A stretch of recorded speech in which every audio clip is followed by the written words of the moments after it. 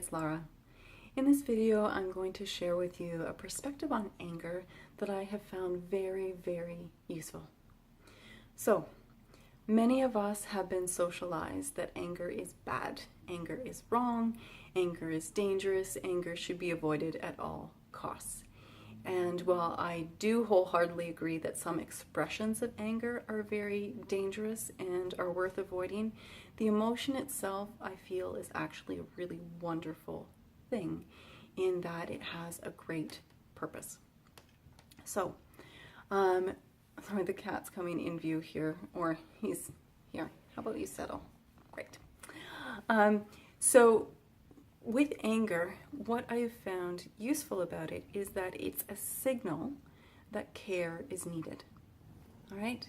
So whether we're talking mild annoyance and irritation, or we're talking about frustration and anger, all the way through to rage, that anger is an indicator that somebody needs some care, right?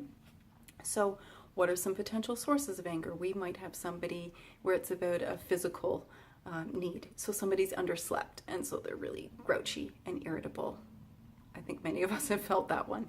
Maybe what's happening is hormonal, right? Whether that's a toddler or an adolescent or a woman in the premenstrual phase or a woman that is pregnant.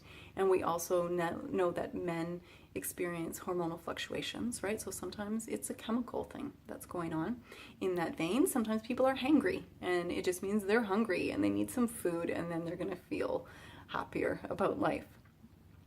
Other times the signal is more in the emotional realm of saying, hey, that's not okay the way I'm being treated right now. Or maybe an old wound has been triggered, and so it's an automatic protective mechanism to experience anger when that wound gets triggered, or there's a re-injury happening. Maybe it's a case of values are being violated, right? Of whether it's disrespect or there's something else that we really feel is very sacred or precious, and that's being violated, and then anger is a very understandable response. Sometimes we experience anger as part of a grief process. We know that's very typical and common when we're going through grief. So there's lots of reasons why anger can arise. Oh, and straight up overwhelm, right? When there's too much going on, that we're overtaxed and we're stressed, we're definitely more likely to experience anger as a signal that, whoa, too much care is required.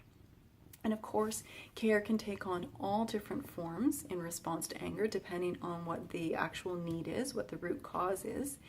And the other thing to be aware of is, even as we're thinking of giving care to ourselves or to another person that's experiencing anger, we can also remember that sometimes what's appropriate is to set a protective boundary.